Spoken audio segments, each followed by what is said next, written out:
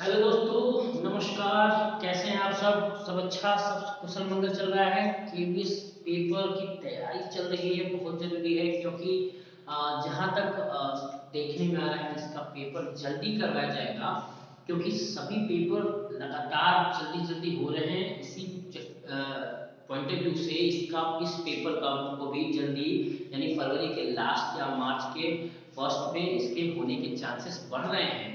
Okay, क्योंकि central का exam जो लगे हुए हैं उनको करवाना है, चुनाव भी करवाना है, इसलिए जल्दी ही जल्दी सभी एग्जाम करवाए जाएंगे। इसको भी जल्दी करवाया जाएगा, इसलिए बहुत इत्मीनान से, बहुत समय को ध्यान में रखते हुए अपनी तैयारी पे थोड़ा सा स्पीड बढ़ाना है, थोड़ी सी जोर लगानी है इस चीज के लिए। ओके, तो कमर कस के तैयार रहिए। बहुत ही जल्दी जल्दी चीजों को पढ़ना है, समझना है, देखना है और आगे बढ़ना है। ओके, समझ रहे हैं? तो चलिए, और जो लोग नए वीडियो में आए हैं वो सब्सक्राइब कर लीजिए। हम लोग पढ़ रहे हैं केबीएस स्पेशल, यानी केबीएस को ध्यान में रखते हुए जितने चैप्टर हैं उस चैप्टर को हम लोग पढ़ेंगे, और खासकर हम लोग पैडागोजी जो पार्ट थर्ड है आपका, जो पार्ट थर्ड है उसी को लेकर हम लोग पढ़ रहे हैं। तो अभी हम लोग जो पढ़ रहे हैं यूनिट ए है, अंडरस्टैंडिंग द लर्नर। ओके, जो नए हैं वो समझ जाएं और पूरा वीडियो देखें, आपको पूरा चीज समझ में आएगा। तो हम लोग पढ़ रहे हैं क्या, अंडरस्टैंडिंग द लर्नर, जो 15 नंबर का क्वेश्चन आते हैं उसमें से, उसमें पढ़ रहे हैं हम लोग। तो जो पहला चैप्टर है मैंने वो पढ़ा दिया है, आप पीछे वीडियो में जाके आप देख सकते हो।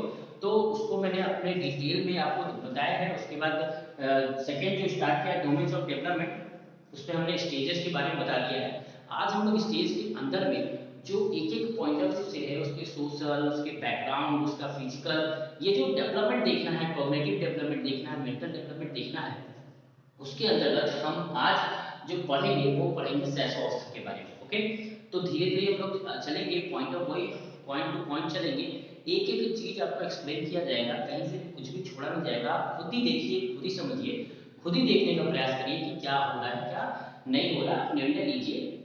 बहुत ही बेहतर कंटेंट आपको दिया जा रहा है, कहीं से भी कोई आप पे प्रॉब्लमेटिक जो भी कॉन्सेप्ट है वो नहीं दिया जाएगा, बिल्कुल एकदम समझा के दिया जा रहा है। आप पूरा वीडियो देखिए, खुद ही जज करिए। ओके, तो कंटेंट अच्छे हैं, समझाने का माहौल या जो समझाया जा रहा है वो भी अच्छा है, आप सुन के देखिएगा।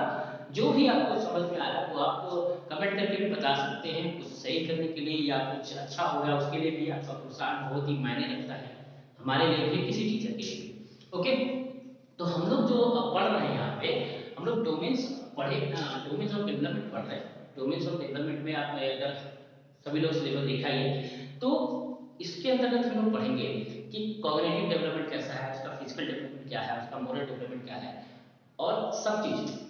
ओके, तो विस्तार से हम लोग देख रहे हैं, एक वन बाई वन हम लोग देख रहे हैं। कॉग्निटिव डेवलपमेंट थोड़ा सा हम रोक के रखेंगे, पियाजे के समय में पढ़ाएंगे हम लोग उसको अलग से। ओके, तो आज हम लोग जो पढ़ेंगे वो है शैशवावस्था, यानी इन्फेंसी एज के बारे में। ठीक, मैक्सिमम जगह आप लोग पढ़े होंगे। ओके, तो आज हम लोग जो स्टार्ट करेंगे वो कहाँ से स्टार्ट करेंगे, उपनाम से, कि शैशवावस्था को किस नाम से जानते हैं। अच्छा, अगर हम डेट की बात करें कि जो एज है शैशवावस्था की वो क्या है, इन्फेंसी एज की जो एज है वो क्या है। बहुत लोग कहते हैं जन्म से 2 वर्ष, हमने स्टेजेस में पढ़ाया भी है इसको कि कितने कितने वर्ष हैं। जन्म से 2 वर्ष, कुछ लोग का कहना है जन्म से 3 वर्ष, कुछ का कहना है जन्म से 6 वर्ष। ठीक, अगर बचपना अवस्था का कॉन्सेप्ट है, अगर बेबीहुड का कॉन्सेप्ट है, तब जो शैशवावस्था होती है जन्म से 10 से 14 दिन की होती है। वो उस कंडीशन में जब बचपन अवस्था यानी बेबीहुड का कॉन्सेप्ट हो। ओके, तो ये मैंने विस्तार से इसके एज पे, इसके जो समय काल है उस पे विस्तार से मैंने एक वीडियो बनाया है स्टेजेस वाले। उसमें सबके बारे में बताया है मैंने, भ्रूणावस्था में भी बताया है, फिर इन्फेंसी एज बताया है, फिर बाल्यावस्था, किशोरावस्था, सबको बांट के मैंने बताया है। ओके, तो एक बार उसको जाके आप देखिए। ओके, यहाँ हम लोग उसके अंदर की चीजों को हम थोड़ा सा एक्सप्लेन करेंगे, हम लोग बात करेंगे आज।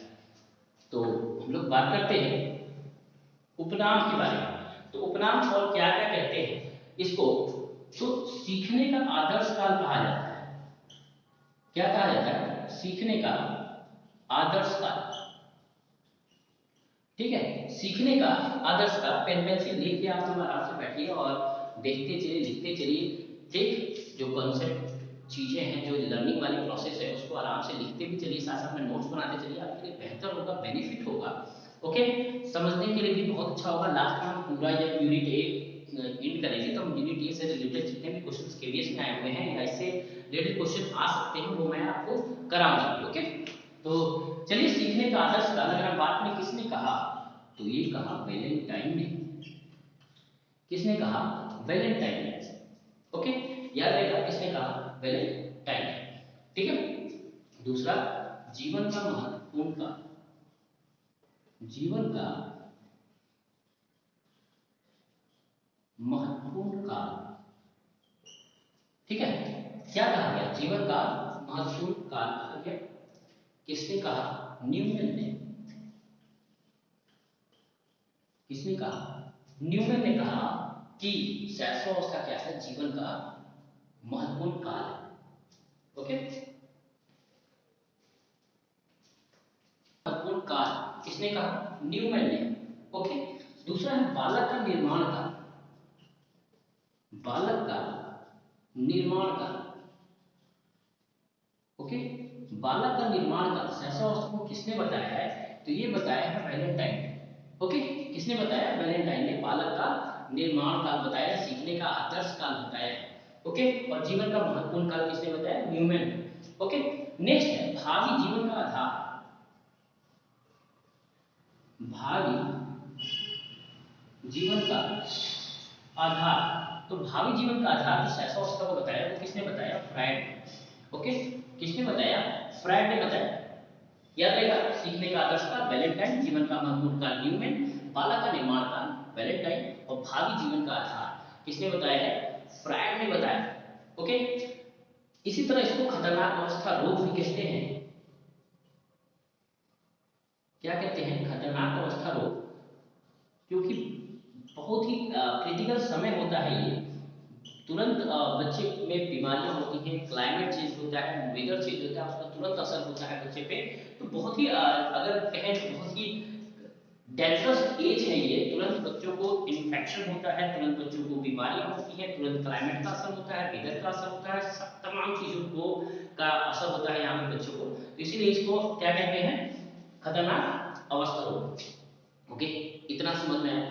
ये कुछ खास उपनाम है, इसकी विशेषताएं हम पढ़ेंगे, विशेषताओं में भी आ जाता है और इस तरह के क्वेश्चन भी केबीसी ने भी पूछ रखा है। ओके, तो ये क्या था? ये कुछ उपनाम है। नेक्स्ट को देखते हैं इसकी विशेषताएं क्या है। क्या विशेषता है शैशवावस्था की? विशेषताएं क्या है? आराम से देखते हुए चलेंगे। देखिए, समझना बहुत जरूरी है, क्योंकि समझे हुए क्वेश्चन ही आराम से किए जा सकते हैं केबीएस में। ओके, तो आप लोग समझते हुए चलिए। तो सबसे पहले विशेषता ये है कि सीखने की तीव्र अवस्था होती है। क्या होती है? सीखने की तीव्र अवस्था है, यानी बालक यहाँ पे बहुत तेजी से सीखता है। अनुकरण करने की प्रवृत्ति इतनी तेज होती है कि तुरंत चीजों को कैच करने का प्रयास करता है। जिज्ञासाएं बड़ी होती हैं, क्योंकि कुछ साइंटिस्ट कहते हैं कि ये 6 साल तक की अवस्था को होती है।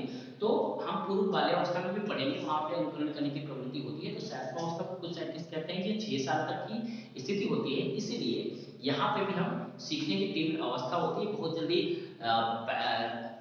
बैठना सीख जाता है, पलटना सीख जाता है, हाथ के बल जोर डालना सीख लेता है, मुस्कुराना सीख लेता है, पहचान सीख लेता है। यानी बहुत तेजी से तीव्र अवस्था होती है, बहुत तेजी से कैचिंग कैपेसिटी जो बच्चे की होती है वो काफी तीव्र होती है। ओके, दूसरा है अनुकरण और दोहराने की प्रवृत्ति बहुत अच्छी होती है, बहुत तीव्र होती है। अनुकरण व दोहराने की प्रवृत्ति प्रवृत्ति तीव्र होती है। यानी बालक जो होता है बहुत तेजी से चीजों को सीखता है, चीजों को कैच करता है। आप पेन पेंसिल लेके नोट डाउन करते चलिए। देखिए, मोबाइल से आप लोग स्क्रीनशॉट लेते हो, स्क्रीनशॉट मोबाइल पे ही रह जाता है। ये आपको पता है, जो मोबाइल की चीजें वो मोबाइल पे ही रह जाती है।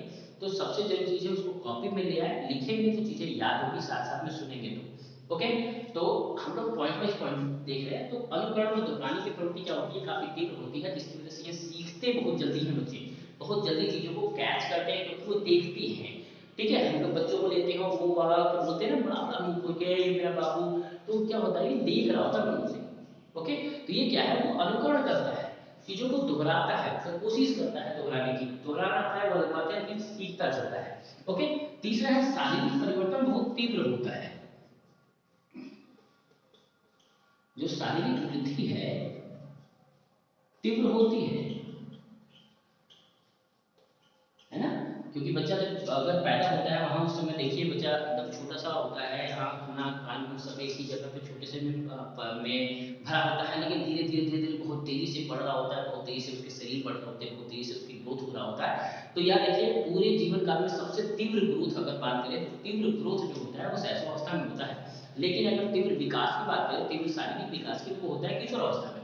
ओके, तो दोनों में थोड़ा सा अंतर है, थोड़ा सा क्वेश्चन घुमाने का नजरिया है कि अगर शारीरिक विकास पूछे तो किशोरावस्था, शारीरिक वृद्धि पूछे तो शैशवावस्था बहुत तेजी से होता है।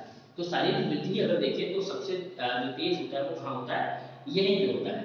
ओके, नेक्स्ट है स्व केंद्रित तथा स्व प्रेम की भावना होता है। स्व केंद्रित तथा स्व प्रेम की भावना होती है यहाँ पे, यानी खुद से प्यार करते हैं, अगर थोड़ा भी तकलीफ हो तो रोना शुरू, चॉकलेट नहीं मिला तो रोना शुरू, खाना नहीं मिला तो रोना शुरू, कोई दिख नहीं रहा तो रोना शुरू, मतलब हर चीज के लिए ये एक ही काम करते हैं कि हमें अच्छा लगना चाहिए। जब स्व केंद्रित होते हैं, स्व प्रेम वाले होते हैं, और अगर फ्राइड की बात करें तो इन्होंने कहा भी है ईड की प्रवृत्ति, है ना, ईड की प्रवृत्ति यहाँ पे पाई जाती है। जब तक शैशवावस्था है, पूर्व बाल्यावस्था में ईड की प्रवृत्ति अच्छी होती है, लेकिन कहा जाता है, उन्होंने कहा कि ईड की प्रवृत्ति अगर बाद में आता है तो अच्छा नहीं होता, क्योंकि ईड क्या होता है, आनंद की अनुभूति कराता है, आनंद होना चाहिए उन्हें, आनंद का नियम कहते हैं कि साम दाम दंड भेद किसी भी तरह से मुझे अच्छा लगना चाहिए, मेरा फायदा होना चाहिए, यह आनंद का नियम कहता है। लेकिन अगर समय के साथ बाद में हो तो आनंद का नियम हर बार सही नहीं है, क्योंकि नैतिकता का नियम पर अहम भी एक चीज होती है, उसको भी ध्यान में रखना जरूरी है। यहाँ पे क्या होता है, स्व प्रेम की भावना होती है, खुद से प्रेम की भावना होती है, खुद से ही प्रेम करते हैं, दुनिया के बारे में इनको कोई खास जानकारी नहीं होती, मम्मी के बारे में इनको जानकारी होती है, वो भी 3 महीने बाद। क्वेश्चन आता है कि माँ को बच्चा कब पहली बार पहचानता है, तो वो 3 महीने बाद जाके माँ को पहचानना शुरू करता है। ओके, तो ये सब चीजें हैं। नेक्स्ट है पांचवा, दूसरों पर निर्भरता। क्या होता है, दूसरों पर निर्भर होता है, क्या होता है, दूसरों पर निर्भर होता है, यानी जाहिर सी बात है मम्मी पे निर्भर होगा, पापा पे निर्भर होगा, बड़ों पे निर्भर होगा, दादा दादी पे निर्भर होगा, यानी दूसरों पे निर्भर होता, खुद पे निर्भर नहीं रह सकता बालक। यहाँ पे ये तो अंडरस्टूड है कि ऐसा अवस्था में खुद पे निर्भर नहीं होता। नेक्स्ट है मूल प्रत्यात्मक व्यवहार होता है। मूल प्रत्यात्मक व्यवहार होता है, यानी जो बेसिक चीजें, जो मूल चीजें, चाहे खाना है, रोना है ना, आवागमन है, या जो भी चीजें, जो मूल चीजें, बेसिक चीजें हैं, उसी के अनुसार ये प्रत्यागमन करेगा। बाकी एक्स्ट्रा चीजें, सोशल डाइवर्सिटी या ये सब चीजें जो है वो बालक नहीं सोच सकता, छोटा सा बच्चा है, ठीक है, तो वो क्या करेगा, तो वो मूल प्रत्यात्मक व्यवहार करता है और कुछ नहीं करता। ओके, ज्ञानेंद्रियों के माध्यम से सीखता है, बहुत इंपॉर्टेंट है, पियाजे ने भी कहा है ज्ञानेंद्रियों के माध्यम से सीखता है, बहुत ही इंपॉर्टेंट है, ये केवीएस में भी आया चुका है कि बच्चा जो बचपन में कैसे सीखता है, तो ज्ञानेंद्रियों के माध्यम से, शैशवावस्था में जो बच्चा सीखता है वो कैसे सीखता है, तो ज्ञानेंद्रियों के माध्यम से। नौ जो सेंस ऑर्गन्स है इनके, जो सेंस ऑर्गन्स है, 5 जो सेंस ऑर्गन्स है, उन्हीं के माध्यम से बालक जो है वो सीखने का प्रयास करता है, और इन्हीं के माध्यम से सिखाया जा सकता है, यानी आँख नाक कान त्वचा, ठीक है, इन्हीं के माध्यम से वो सिखाया जा सकता है। तो इनकी जो नर्व सिस्टम है, जो ज्ञानेंद्रियां हैं हमारी, उन्हीं के माध्यम से क्वेश्चन आया भी हुआ है, इंग्लिश में भी आया हुआ, और आपके सीटेट में भी तो तमाम बार आया हुआ है। पियाजे भी कहते हैं कि जो बच्चा शैशवावस्था में होता है, यानी संवेदी प्रेरक अवस्था में होता है, उनको सिखाने का सबसे अच्छा तरीका है ज्ञानेंद्रियों के माध्यम से सिखाना। ओके, तो इतना समझ में आया। नेक्स्ट, काम काम प्रवृत्ति की भावना का विकास होता है। काम प्रवृत्ति की भावना का विकास, ठीक, कौन कहते हैं, फ्रायड कहते हैं कि यहाँ पे बालक जो है काम प्रवृत्ति की की भावना का विकास होता है, यानी पिता का अपने बेटी से प्यार या माँ का अपने बेटे से प्यार या बेटी का अपने पिता से प्यार या बेटे का अपने माँ से प्यार। ठीक, ये एक रीजन है, ये क्यों है, क्योंकि यहाँ पे फ्रायड बताते हैं कि ये काम प्रवृत्ति की भावना की वजह से होता है। इनकी बहुत आलोचना भी हुई इसकी वजह से, लेकिन इसके बावजूद लोग मानते हैं इसे। तो क्यों होता है, अगर हम बात करें कि क्यों होता है पिता का या बेटी का अपने पिताजी से ज्यादा प्यार क्यों होता है, या बेटे का अपने माँ मम्मी से जो प्यार होता है वो क्यों होता है, तो इसकी वजह है इलेक्ट्रा भावना ग्रंथि। एक ग्रंथि है, ठीक है, इलेक्ट्रा भावना ग्रंथि, और दूसरा है ओडिपस, ओडिपस भावना ग्रंथि। इलेक्ट्रा भावना ग्रंथि और ओडिपस भावना ग्रंथि। ठीक, ओडिपस है बालक का मात्र प्रेम, ठीक है, बालक का मात्र प्रेम, यानी लड़के अपने मम्मी से ज्यादा प्यार करते हैं। इसके पीछे कौन सी भावना ग्रंथि है, वो है ओडिपस भावना ग्रंथि। इसमें कोई गलती नहीं है, ना बच्चे की गलती है ना मम्मी की गलती है, ये भावना ग्रंथि है। और ये फ्रायड कहते हैं कि काम प्रवृत्ति भावना के विकास की वजह से हम लोग प्यार दूसरे से करते हैं, तो मम्मी का, लड़के का मम्मी के प्रति जो प्रेम है वो ओडिपस भावना ग्रंथि की वजह से होता है। और जो लड़कियां हैं अपने पापा से ज्यादा प्रेम करती हैं, इसके पीछे इलेक्ट्रल भावना ग्रंथि जिम्मेदार है। ओके, तो ये रीजन है ताकि जो बात बच्चे हैं एक दूसरे से एक अपोजिट सेक्स के प्रति क्या होते हैं, जुड़े होते हैं। ये फ्रायड का कहना है। ओके, काफी आलोचना हुई है, लेकिन इसके बावजूद लोग सही मानते हैं और सही है कि आप भी अगर जज करें तो आपको भी समझ में आएगा, घर में भी स्थिति ऐसी ही होती है। ओके, तो ये कुछ विशेषताएं थी, यानी शीतल तीव्र अवस्था होती है, अनुकरण और दोहराने की प्रवृत्ति तीव्र होती है, शारीरिक वृद्धि तीव्र होता है, स्वकेंद्रित और स्वप्रेम की भावना होती है, दूसरों पर निर्भरता होता है, मूल प्रत्यात्मक व्यवहार है, और सबसे इम्पोर्टेंट ज्ञानेंद्रियों के माध्यम से प्रीवियस में पूछा गया काम प्रवृत्ति की भावना का विकास होता है। ओके, तो ये कुछ विशेषता है। नेक्स्ट हम लोग इसके फिजिकल डेवलपमेंट पढ़ते हैं। शारीरिक विकास क्या है,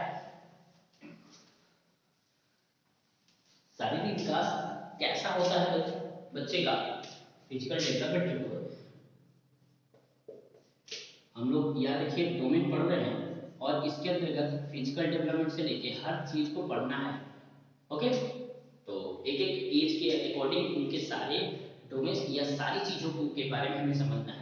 तो हम लोग विशेषताएं देखें, ऐसा अवस्था की से रिलेटेड क्वेश्चंस भी देखा, क्वेश्चंस भी आते हैं, उपनाम से भी आते हैं। अब फिजिकल डेवलपमेंट क्या क्या डेवलपमेंट होता है, फिजिकली क्या डेवलप होता है, क्या क्या विकास होता है बच्चे के अंदर में।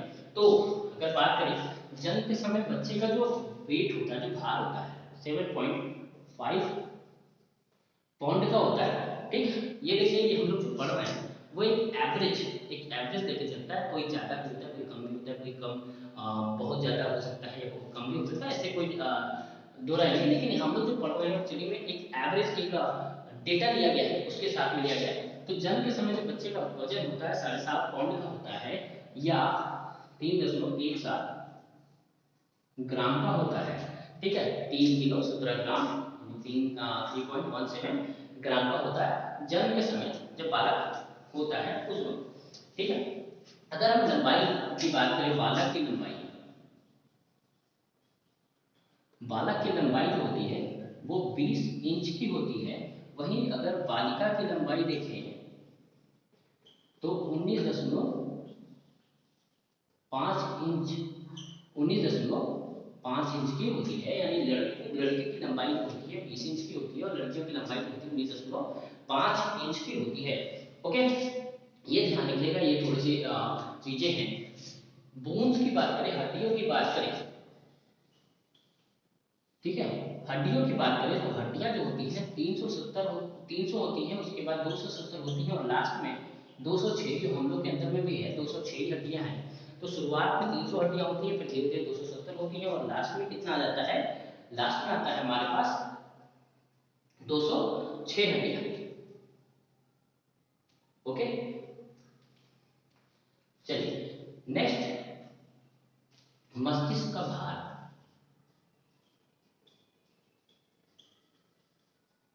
मस्तिष्क का भार होता है 350 ग्राम। ये तो पढ़ाई है, बहुत जगह पढ़ा है। मस्तिष्क का भार जो होता है वो कितना होता है, 350 ग्राम का होता है।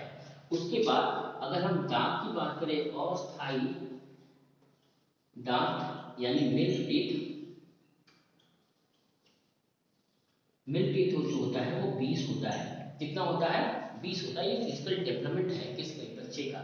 ओके, यानी जन्म के समय 7.5 पाउंड का होता है, 3.17 ग्राम या 3 किलो 17 ग्राम का होता है। लंबाई जो होता है लड़के की 20 इंच होती है, लड़कियां जो होती है 19.5 इंच की होती है। बोन्स जो होता है 300 होता है, उसके बाद 270 और लास्ट में 206 होता है। तो हम लोग के अंदर भी है।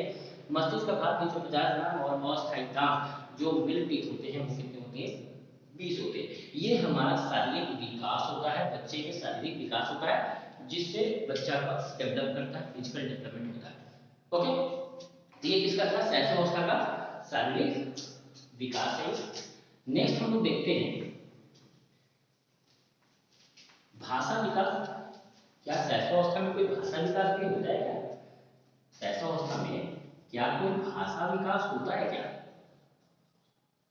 लैंग्वेज डेवलपमेंट क्या होता है? देखिए, लैंग्वेज डेवलपमेंट ना के बराबर होता है। ओके, लैंग्वेज डेवलपमेंट ना के बराबर होता है, क्योंकि बच्चा यहाँ अनुकरण करके बोलने का प्रयास कर रहा होता है, बोल नहीं रहा होता है। लेकिन चौमस्की क्रुंदन को एक तरह का भाषा मानते हैं, क्योंकि यहाँ पे बालक जो करता है ना, वो क्रुंदन ही करता है। ठीक है, क्रुंदन मतलब आ ऊ या ऊ, है ना, बोलने का प्रयास करता है कुछ टूटी फूटी चीजों में, कभी बुआ, कभी मम्मी, कभी पापा, है ना, पापा माँ, ये सब बोल जाता है। ये क्रुंदन है, रोता है, ये क्रुंदन है। ये चौमस्की इसको भाषा मानते हैं, इसको लैंग्वेज मानते हैं। ओके, तो हम कहते हैं कि ये भी एक क्या है? लैंग्वेज है। ठीक है, तो भाषा विकास चौमस्की के अनुसार यहाँ पे होता है क्रुंदन के रूप में। अनुकरण के रूप में थोड़ा बहुत बच्चा सीखते, बोलते, सुनते, बोलना शुरू करता है। 2 साल 3 साल के बाद बालक जो है वो अच्छा शब्दों का उच्चारण करना या थोड़ा बहुत बोलना सीख लेता है। ओके, तो यहाँ पे भाषा विकास कुछ इसी तरीके का होता है। स्किनर कहे हैं कि 40 भाषा जो है, 40 जो वर्ड है वो बालक यहाँ पे सीख लेता है।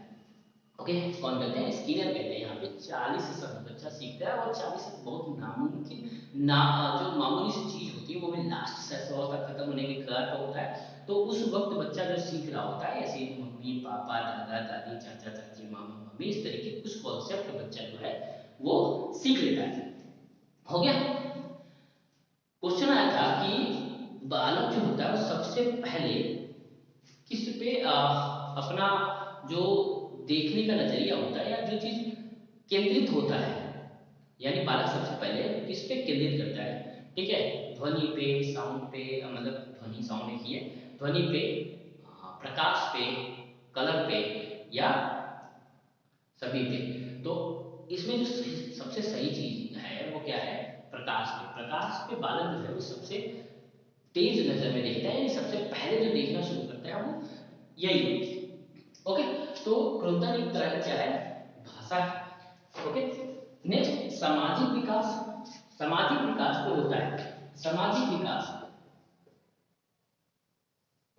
बालक का जो सामाजिक विकास है, सोशल डेवलपमेंट है, वो भी ना के बराबर होता है। यानी ना के बराबर का मतलब वो सिर्फ मम्मी पापा को पहचानता है, उसके अलावा वो बहुत खास जो परिवार से बाहर के लोग हैं उन्हें वो जानता नहीं है। मम्मी को वो 3 महीने में जाके पहचानना शुरू करता है, माँ को, खुद की अपनी माँ को 3 महीने में जाके पहचानना शुरू करता है। 3 महीने से पहले अगर कोई भी गोदी ले लो उसमें जो माँ ही है वो, ठीक है, वहां पे पढ़ा रहेगा आराम से। 3 महीने के बाद समझता है अच्छा डंडा का गद्दा अपना दूसरा है, ठीक है, तब रोना शुरू करेगा।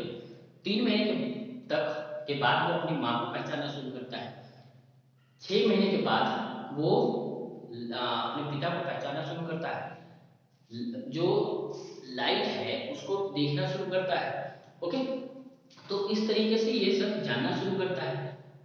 पहली बार जो मुस्कुराता है बच्चा, जो पहली बार वो खुल के, मानी वो तो बचपन से ही मुस्कुरा रहा होता है, वो सबको पता होता है, लेकिन वो इमेजिनरी फॉर्म में मुस्कुरा रहा होता है। वो जो माउथ है वो ऐसा बन जाता है, मुंह ऐसा बन जाता है, हमें लगता है वो मुस्कुरा रहा है, एक्चुअली वो मुस्कुरा नहीं होता, मुंह ही बन रहा होता है उसका।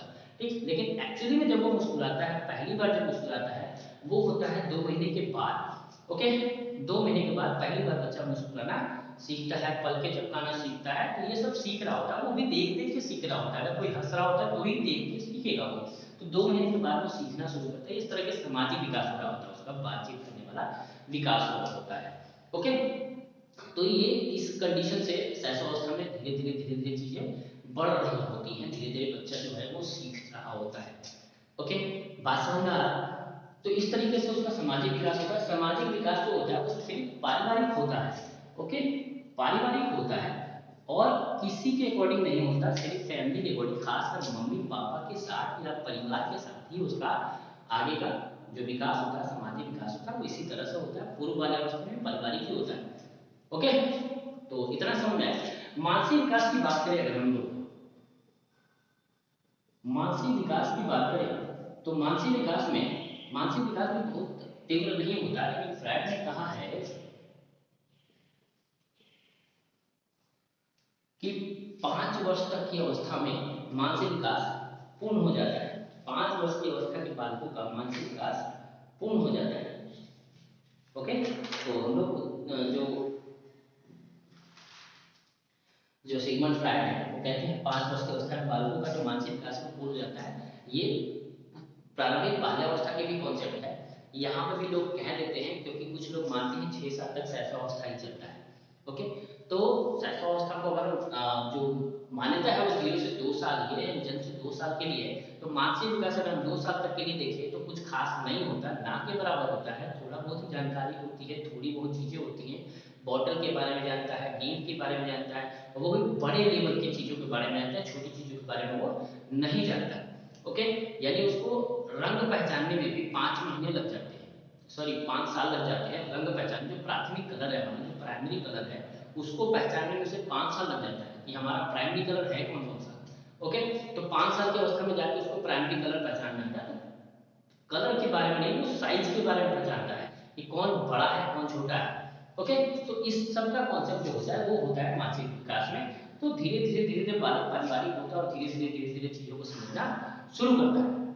ओके, तो ये जो हम लोग पढ़ रहे हैं वो क्या पढ़ रहे हैं कि हम लोग का विकास कैसा होता है। अच्छा, जो संवैधानिक विकास है, यानी इमोशनल डेवलपमेंट जो है, संवेगात्मक विकास, तो वहां पे क्या कहता है जो विकास है उसमें कहते हैं कि करुणा का संवेग शून्य होता है। करुणा का संवेग शून्य होता है। शून्य मतलब कि उसे नहीं आता, बिल्कुल भी नहीं आता। जब करुणा ही नहीं आएगा तो प्यार मोहब्बत ये सब चीजें कैसे आएंगी? जाहिर सी बात है नहीं आ पाएंगी। तो करुणा का संवेग जो है वो कैसा होता है? शून्य होता है। ठीक है, तो हम लोग क्या पढ़ते हैं? शैशवावस्था। और शैशवावस्था में हमने पढ़ा उसका शारीरिक डेवलपमेंट, उसका मानसिक, उसका संज्ञानात्मक, उसका सामाजिक, हालांकि ना के बराबर है। हम लोग प्रारंभिक बाल्यावस्था, बाल्यावस्था बहुत अच्छा है, किशोरावस्था तो पूरा पूरा पढ़ना, बहुत ही विस्तार से पढ़ना है। ओके, तो आज हम लोग के लिए इतना ही। कैसा लगा जरूर बताइएगा कमेंट करके। ओके, तो आज के लिए धन्यवाद, नमस्कार।